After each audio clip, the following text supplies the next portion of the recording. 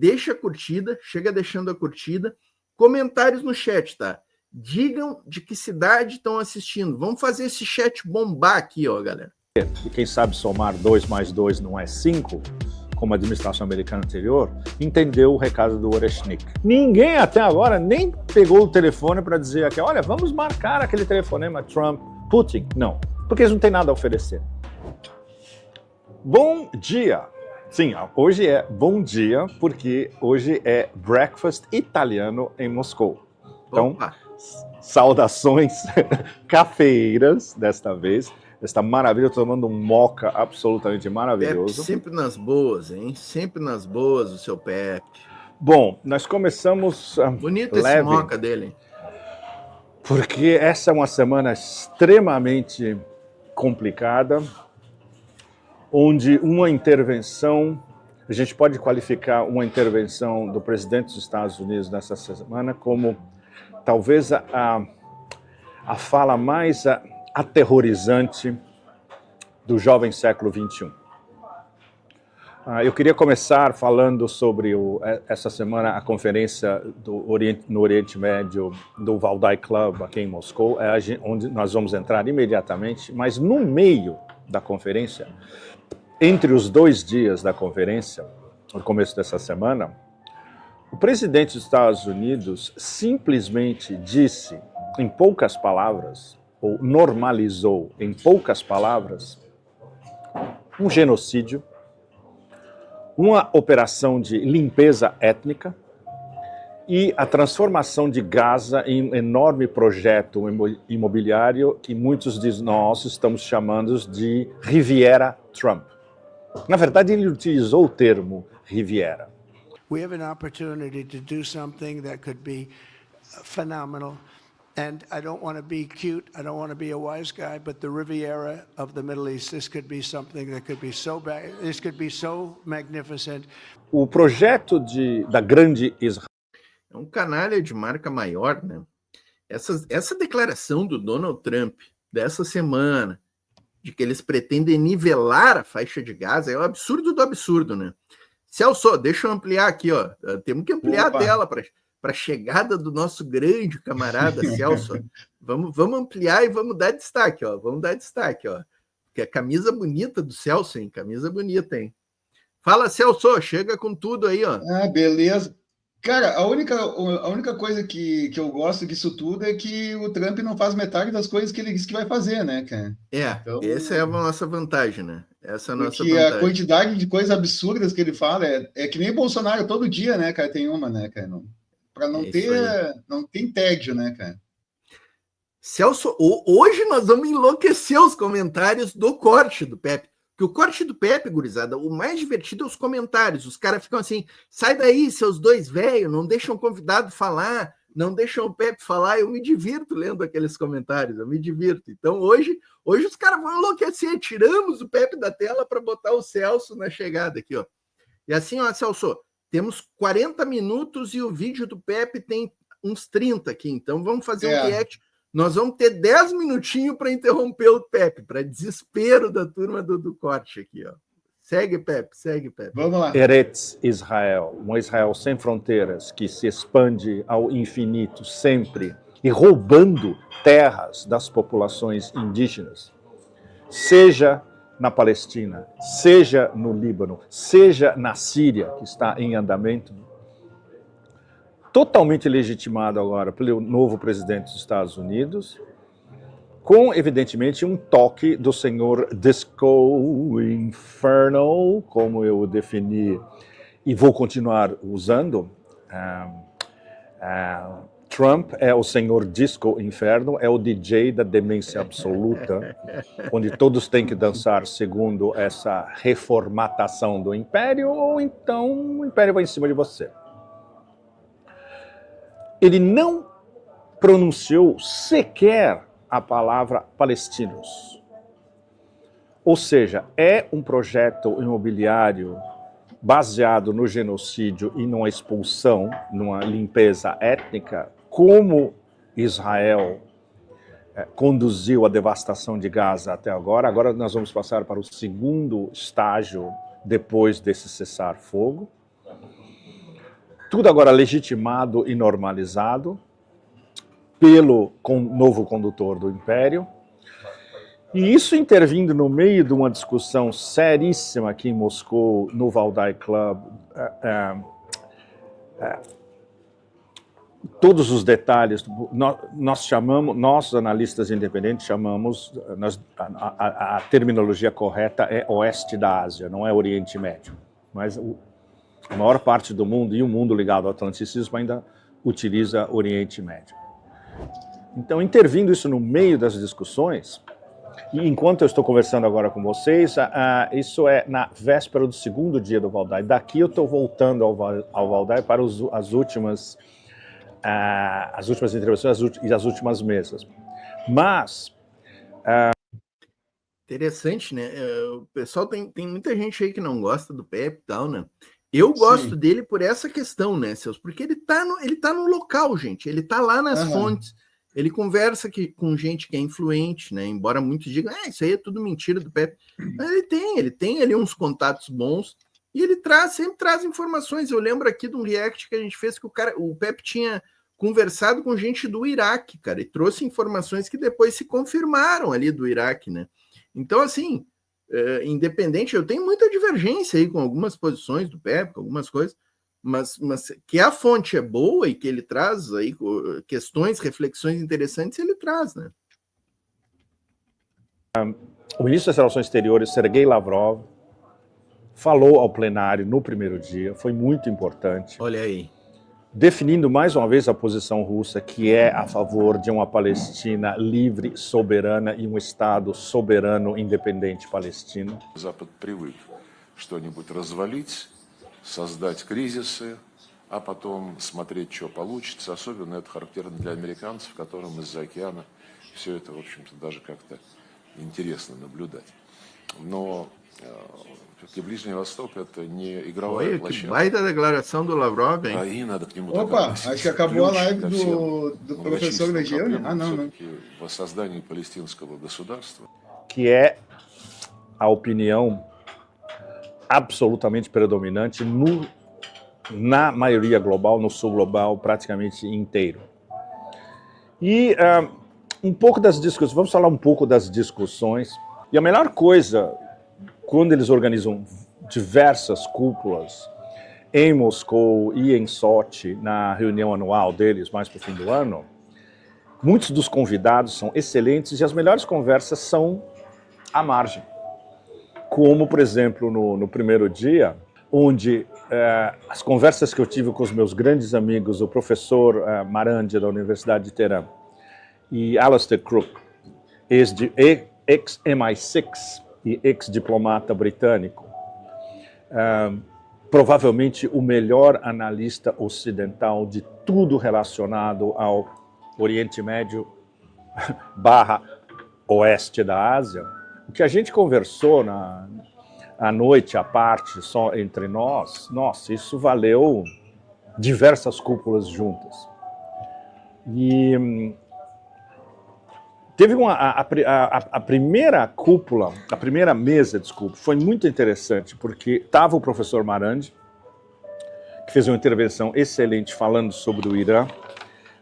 O mais interessante que ele falou a respeito do Irã, não só a respeito do Irã, ele definindo o problema principal do Oeste da Ásia inteiro, que é a aliança Israel-Estados Unidos, como ela foi demonstrada graficamente para o planeta inteiro no anúncio de Trump da Riviera em Gaza.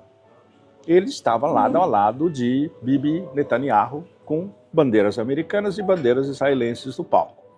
Ou seja, a mensagem não poderia ser mais gráfica.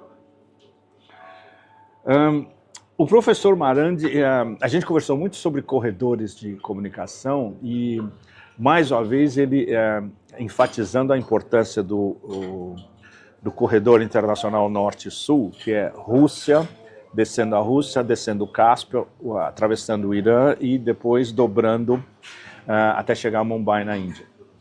Os russos estão investindo, o Estado russo está investindo para acelerar ainda mais a viabilidade do corredor o mais cedo possível.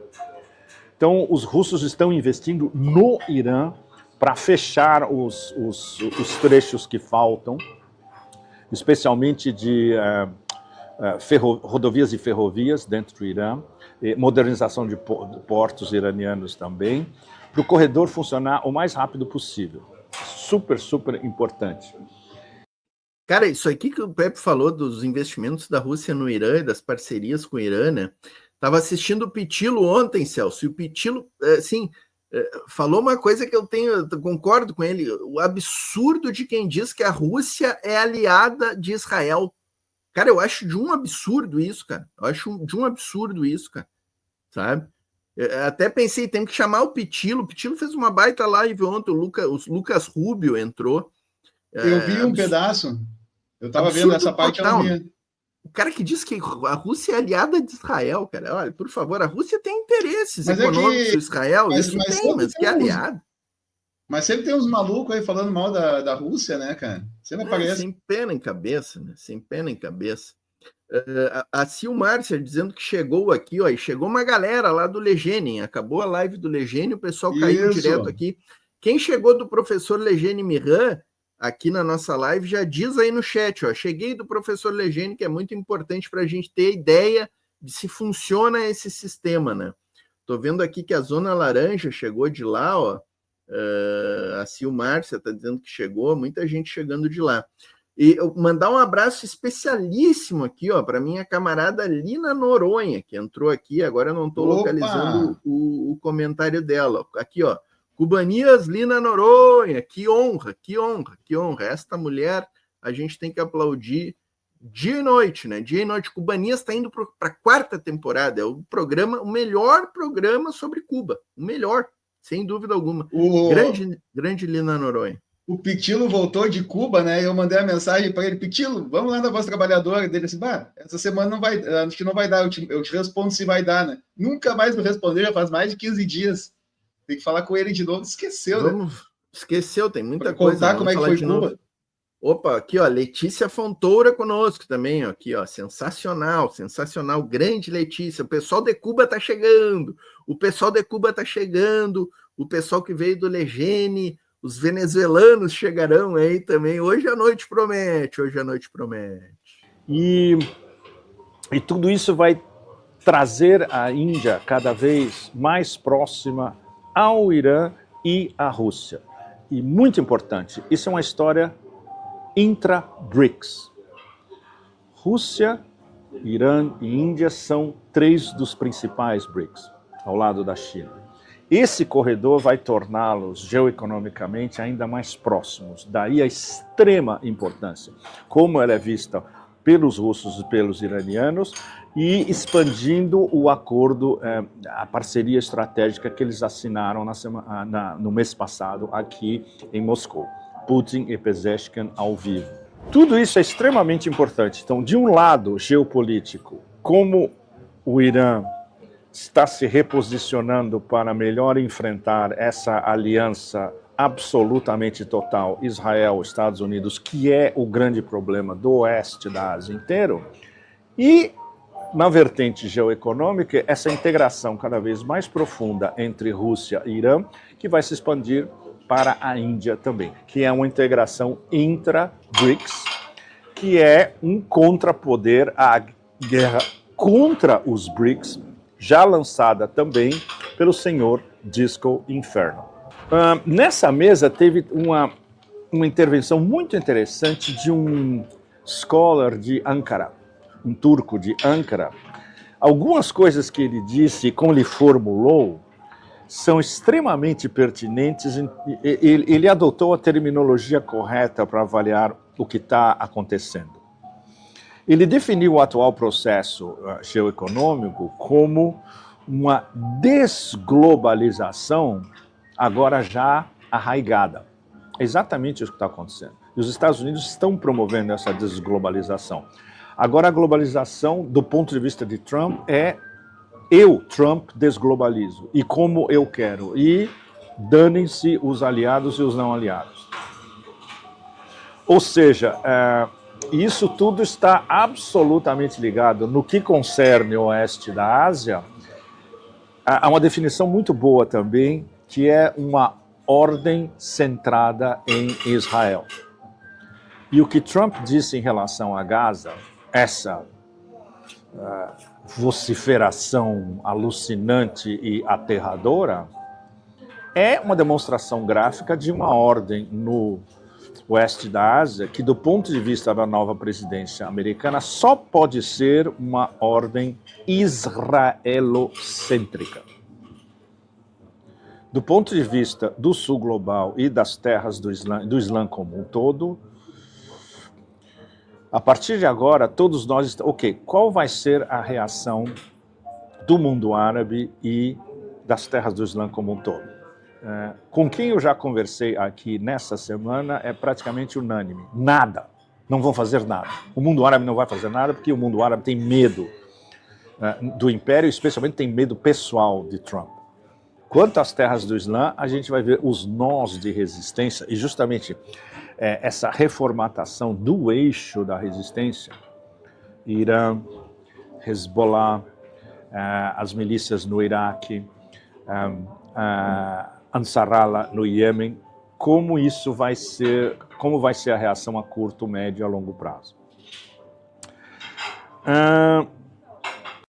Aqui, ó, a Silma Arcia está dizendo que o professor Legênio ordenou que viessem para cá. Eu mandei um WhatsApp de tarde para ele, pedi para ele que ele desse o recado no final, né, recomendando que a turma viesse para cá. Tá aqui, ó, tem gente nova aqui, ó, a Mariluza Rodrigues Ferreira, Marliuza, né? Eu não me recordo muito dela por aqui. O Vitor Hugo Pereira também, ó, dizendo que chegou lá do professor. O Heitor Trindade, uma galera nova aqui, ó, que legal, ó. Legal, bem-vindos, muito bem-vindos, tá? O Rony Silva, ó, cheguei descendo aquela cadeirada no like, né? Onde é que anda o nosso camarada Cadeira? Nunca mais esteve conosco, né? O Sheik Anderson Miranda Martins aqui também chegando do Legênio, ó. Olha que galera bonita chegando do Legênio, hein? Coisa boa.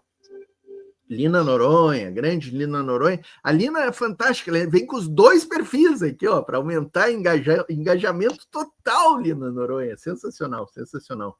O Adilson Oliveira Lucena, aqui lá das Brigadas, também chegando conosco aqui, ó. Geraldo Magela chegou pingando, aí é especial de bueno, né? Especial de bueno. O Encarnação Melgar está aqui conosco, Rafael Fernandes deixando vários comentários, grande camarada da nossa vanguarda, né?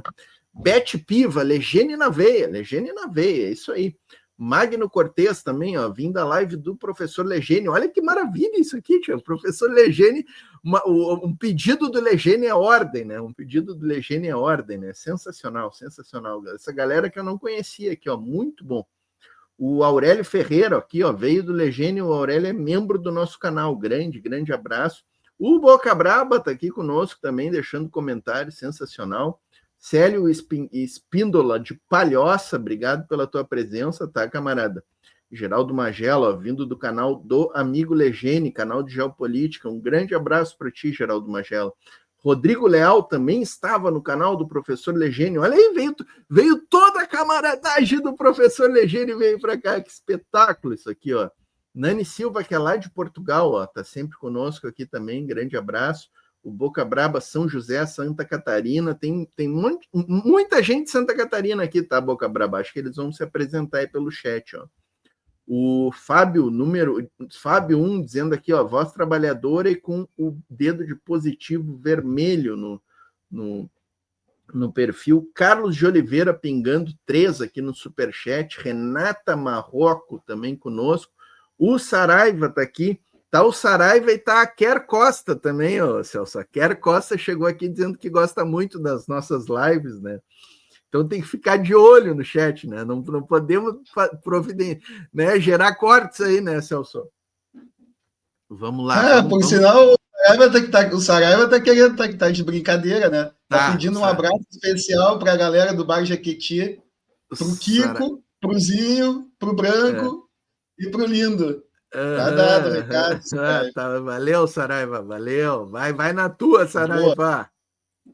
Outra definição do nosso amigo Taha Osan, de Ankara, impecável. Ele disse que a era de instabilidade sustentável acabou. Então agora a gente está, na verdade, isso levando adiante essa formulação dele, a gente está numa era de instabilidade insustentável agora. Não tem mais nada sustentável. O que era sustentável antes era o conceito americano de ordem internacional baseada em regras, que era o mantra dos democratas até duas semanas e meia atrás. Agora a gente pode mais ou menos qualificar o novo paradigma que todos nós estamos vivendo como uma desordem internacional baseada em regra nenhuma. Na verdade, é baseada no que o presidente dos Estados Unidos diz, desdiz, volta para trás, solta com um sorrisinho, ou uma gritaria, ou uma ameaça, etc. Ou transformando em, digamos, um fato praticamente consumado, um desejo pueril ou sério, ou e legitimando absurdos pós-humanos ou infra-humanos, como você legitimar um genocídio em uma operação de limpeza étnica. Essa é a nova desordem, entre aspas, internacional, baseadas em regra nenhuma. E o planeta, especialmente a maioria global, e todos nós da maioria global, do sul global e da esfera dos BRICS, agora nós vamos todos ter que nos adaptar a essa desordem, na verdade, totalmente fora de controle. Agora a gente está não mais no estágio de caos controlado, que isso é sempre foi um mantra dos think tanks americanos. Nós vamos sempre manter o caos controlado e nós controlamos o caos. Agora ninguém mais controla o caos. Agora a gente está na era do caos absolutamente descontrolado. Outra noção muito interessante de Taha Ozanda, de Ankara, ele falou de câmbio de regime global. Na verdade é isso, essa espécie de golpe de Estado global da nova administração americana é um câmbio de regime global. E essa reformatação, do ponto de vista de Trump 2.0 e de quem ele apontou para estar em volta, com raríssimas exceções, é um império face a face com o seu declínio, e a contra-reação do império é uma reação de um leão encostado na parede, rugindo alto e atacando de todos os lados.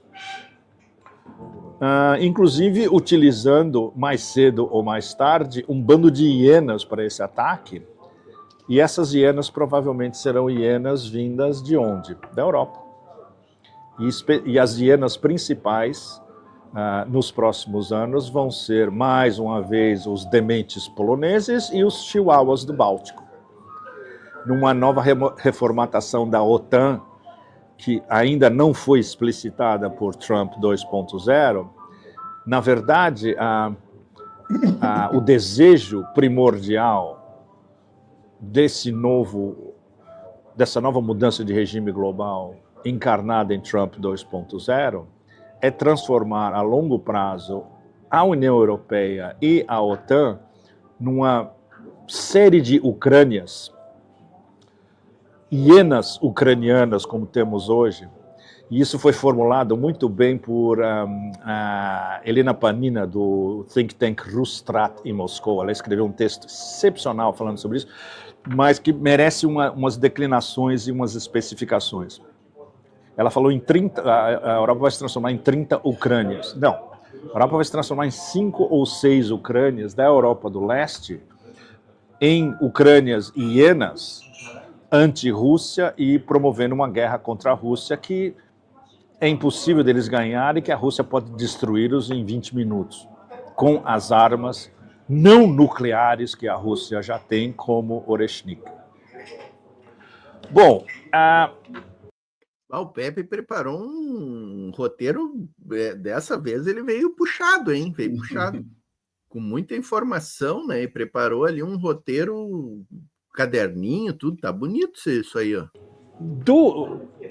Essa intervenção de Trump no meio de uma das discussões mais sérias organizadas no espaço russo pelo Valdais sobre o futuro do oeste da Ásia, ela joga o problema, ela coloca no centro de tudo que está acontecendo no oeste da Ásia, o que o professor Marandi corretamente definiu como o problema central, e que é visto por dissidentes e pelas melhores cabeças, as melhores mentes, mas não pelos líderes do mundo árabe, não pela Liga Árabe, não pelas petromonarquias do Golfo, que é essa relação imbricada e, na verdade, totalmente próxima de Israel e Estados Unidos. Como eu quero abrir para as perguntas, como nós prometemos no último Pepe Café, a gente encerra, por enquanto, essa definição do novo paradigma via essa observação alucinante do novo presidente dos Estados Unidos. E vamos passar imediatamente para as perguntas, porque muitas das perguntas estão ligadas. Infelizmente, a gente não pode responder tudo, mas várias das perguntas não respondidas agora, elas vão passar para o próximo. Vai rolar. Na verdade, mais cedo ou mais tarde, eu acho que a gente vai ter que abrir um Pepe Café só para responder perguntas. Por que não? Bom, vamos começar pela primeira. A Arábia Saudita não está amarrada aos Estados Unidos? Sim e não. Sim, pela promessa de MBS de investir 600 bilhões de dólares na economia americana, e Trump disse, por que não, 1 trilhão? E até certo ponto, porque a Arábia Saudita está e não está nos BRICS. Ninguém sabe. E os Riyadh não está respondendo se está nos BRICS ou não. Eles estão hedging their bets, que, traduzindo diretamente, eles estão balançando as suas apostas o tempo todo. O que eles podem esperar se peitarem o império e não baixarem o preço do petróleo? Eles estão peitando o império no sentido que a reunião da OPEC Plus, onde os líderes são Arábia Saudita e Rússia, disseram claramente, não vamos baixar o preço do petróleo, vamos inclusive cortar a produção, porque isso já tinha sido decidido antes, isso vai ser nas próximas semanas, o preço do petróleo vai subir e todas essas inconstâncias globais estão levando o preço do petróleo a subir, ou seja, Trump não será capaz de intervir no mercado internacional do petróleo, no mercado internacional de energia. E tudo que ele fala, por exemplo, em relação ao Irã, é ainda mais absurdo, que ele vai, por exemplo, antes da Gaza transformada em Riviera, ele disse que ele vai impor sanções generalizadas sobre o Irã e ele quer reduzir as exportações de petróleo do Irã a zero. Assumindo que isso pudesse acontecer e não vai acontecer, o preço do petróleo iria disparar também, com a retirada do petróleo iraniano do mercado. Isso não vai acontecer porque Irã, Rússia, China, Índia e outros clientes de energia iraniana têm como coordenar tudo isso e driblar esse aumento das sanções americanas. Uma pergunta sobre o que eu acho do DeepSeek, do inteligência artificial DeepSeek chinês. Nós vamos fazer um especial sobre tecnofeudalismo, onde eu vou entrar em detalhes falando do mundo tecnofeudal e da disputa entre o tecnofeudalismo de Silicon Valley com o Made in China 2025 chinês, onde se inclui, entre outras coisas, esse avanço extraordinário do DeepSeek, cujo código é baseado, e isso foi dito pelo próprio diretor da DeepSeek, Liang Wenfeng, baseado num código soviético que foi colocado à venda em 1995 e, obviamente, os chineses estudaram o código e viram que tudo que eles queriam já estava presente nesse código russo de 30 anos atrás.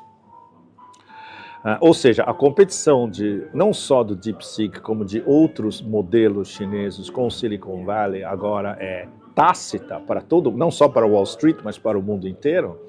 E isso é um dos vetores da guerra tecnológica sem fronteiras entre Estados Unidos e China. Como ficará a situação da Tailândia como parceiro não pleno dos BRICS? Muito importante, a Tailândia é partner dos BRICS como a Malásia. A Indonésia é membro... Antes da Tailândia aqui, ô Celso, entrei no DeepSeek ontem, usei o DeepSeek e foi muito produtivo, me ensinou uma coisa que eu queria aqui no YouTube há tempos fazer, né? Eu sei que tu é um grande usuário do DeepSeek, né? A Silmárcia está dizendo aqui que baixou. Eu nunca tinha usado o ChatGPT, que tu usa muito, e nem vou usar o ChatGPT. O Gemini agora também. Eu vou no DeepSeek agora, vamos na nossa, vamos na nossa. Vamos na nossa. Pleno. Mas veja bem, os três são as três potências principais da ASEAN, Associação dos Estados do Sudeste da Ásia. Eles vão estar trabalhando cada vez mais próximos, não só dentro da ASEAN, que é o que já acontece, mas dentro dos BRICS. Então, a Tailândia é um dos vetores da potência do Sudeste da Ásia dentro dos BRICS. E isso é enorme. Eu vou estar na Tailândia breve e eu vou poder estar falando de lá para vocês todos, desse extraordinário desenvolvimento geopolítico e geoeconômico do Sudeste da Ásia. Você vê evidências de um ataque nuclear no horizonte? Não. Não porque e aí é um problema sério, porque no espectro do Beltway, como vocês sabem, é Washington, Virgínia e Maryland, é onde fica o grosso do complexo industrial militar americano. Quem sabe ler, e quem sabe somar 2 mais 2 não é 5, como a administração americana anterior, entendeu o recado do Oreshnik. E não é só o único sistema que os russos têm que é absolutamente indefensável. Eles estão trabalhando em outros sistemas.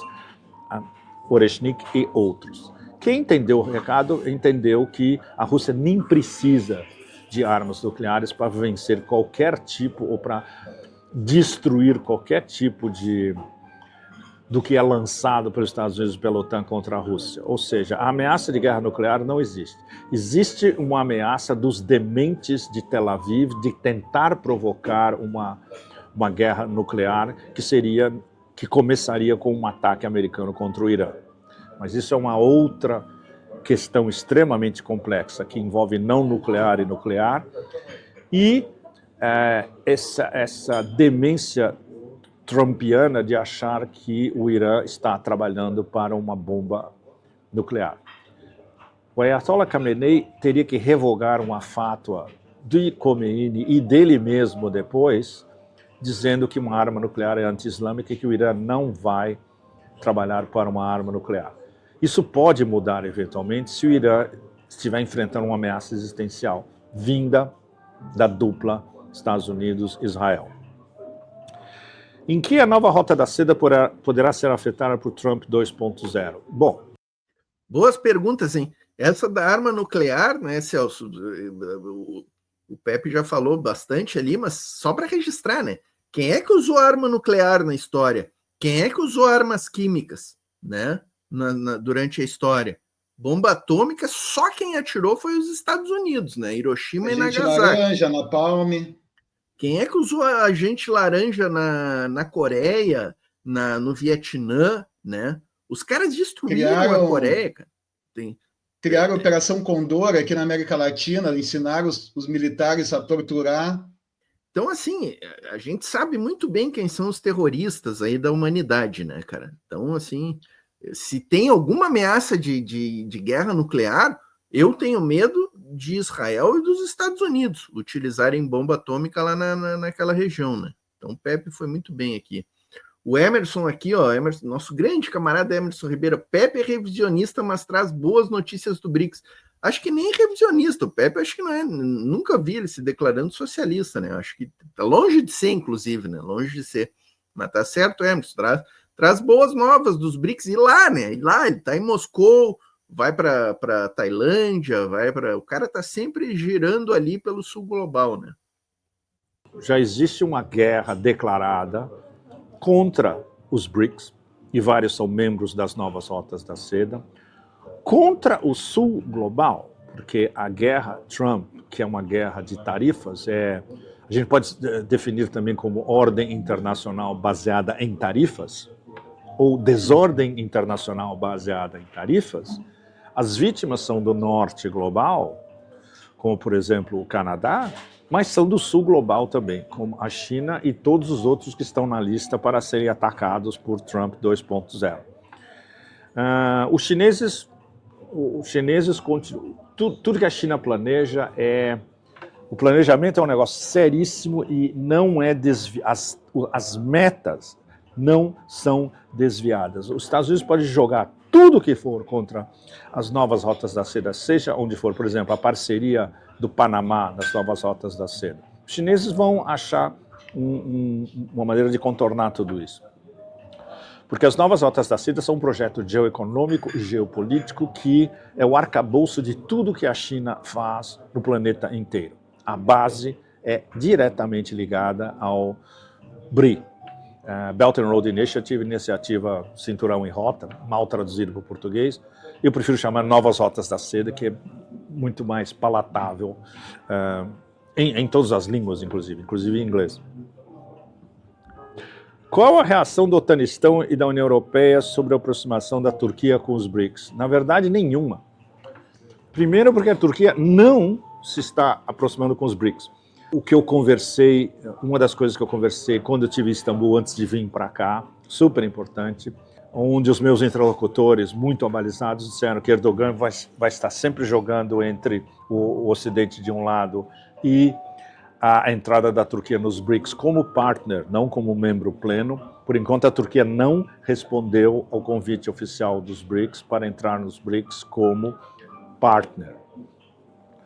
Ou seja, a União Europeia e o Otanistão, na verdade, não tem reação nenhuma. Eles sabem que eles não podem perder a Turquia como um parceiro comercial, porque eles dependem do comércio com a Turquia, e vice-versa.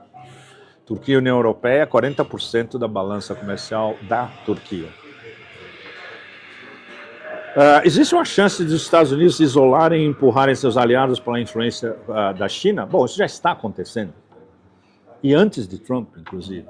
A influência da China é independente de seja o que for que o império faz, seja qual for a administração.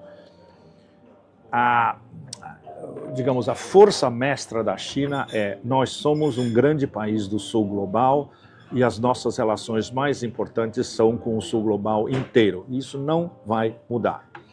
A China tem, evidentemente, uma parceria econômica enorme, comercial enorme com os Estados Unidos, com a União Europeia, vai decrescer com a União Europeia sob pressão dos americanos, mas a China tem um mercado do mundo inteiro, onde eles estão presentes no mundo inteiro e vão continuar cada vez mais fortes.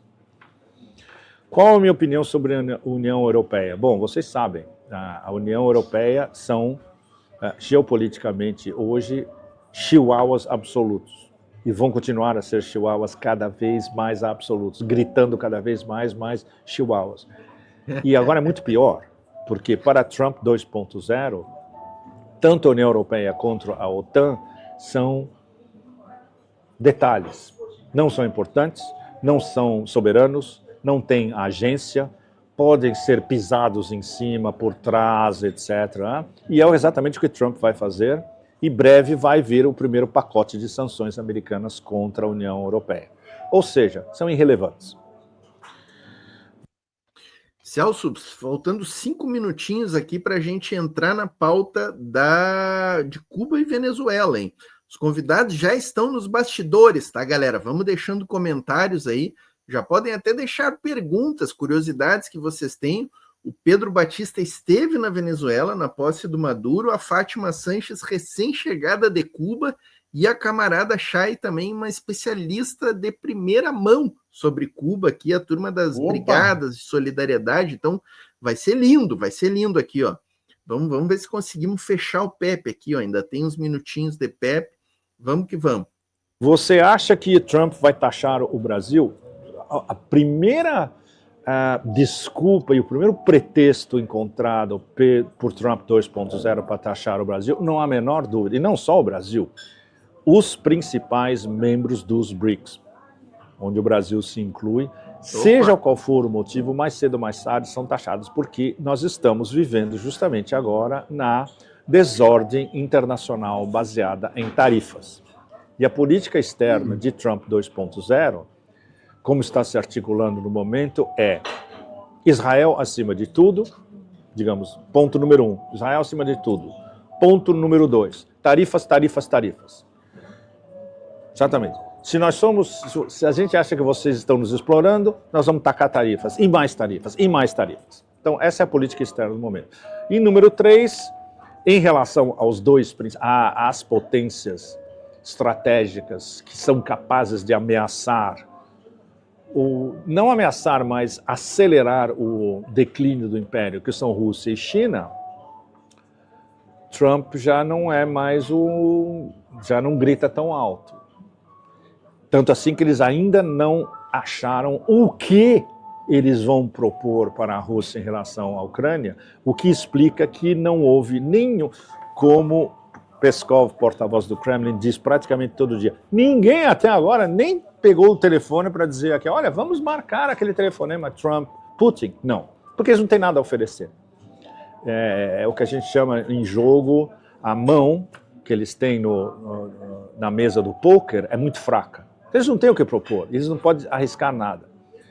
E Trump, como definiu Emmanuel Todd brilhantemente, Trump vai ter que manejar e administrar a derrota americana em relação à Rússia, face a face à Rússia, com o Ocidente jogando tudo contra a Rússia, no solo negro de Novorossiya. O que ele fez? Ele mudou de assunto. Em vez de ele se concentrar, vamos marcar o primeiro telefonema, vamos marcar o primeiro encontro, etc. e tal, ele joga 10% de tarifas em cima da China, e diz, DeepSeek foi um alerta, mas eles não está se endereçando diretamente às duas grandes potências. Ele mudou o tema da narrativa, no que os americanos são, seja quem estiver no poder, são mestres, e ele está atacando o sul global, ele está atacando o norte global, ele está atacando os aliados, ele está em processo de anexação acelerada de tudo que tiver na frente. Ele obrigou a Ucrânia a entregar as terras raras, que eles não têm, por sinal. 70% das terras raras da Ucrânia pertencem à Rússia agora. Então, essa mudança de narrativa, essa vociferação da desordem internacional baseada em tarifas, é, por enquanto, a política externa de Trump 2.0. Então, fechando, e que está incluído em muitas das perguntas de vocês, essa primeira aproximação das perguntas de vocês, que, na verdade, as perguntas e as respostas, elas todas, é o mesmo rio fluindo, né? O fluxo do rio é o mesmo e os pedregulhos, os cascalhos e as pedras que você encontra no meio do rio, é como se a gente estivesse num caiaque frágil, navegando uma correnteza pesadíssima, com pedras para cima e para o lado, e você tem que ser muito bom no caiaque para você não bater de frente com algumas dessas rochas. Isso somos todos nós, no sul global, navegando essa mudança de paradigma e essa nossa entrada nessa mudança de regime global operada pela nova presidência americana, com resultados que, no momento, nós não conseguimos nem mesmo imaginar o que pode acontecer. Pá, que baita encerramento do Pepe. Cara, assim, ó, eu não tinha visto o Pepe ainda, tô reagindo aqui junto com a galera, mas assim, esse encerramento do Pepe, eu acho que facilita chamar a galera para a tela, né?